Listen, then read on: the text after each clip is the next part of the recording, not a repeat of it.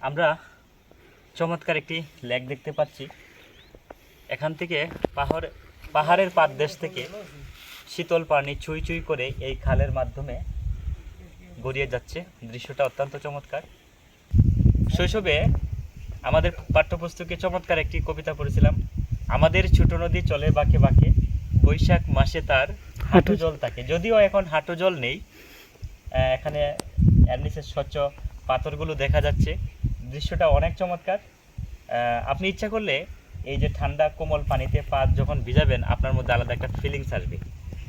তো আমাদের ছোট নদী চলে বাঁকে বাঁকে, যেন আমাদের এই ছোট নদীর মতো বাঁকে বাঁকে এই শীতল পানি প্রবাহিত হচ্ছে।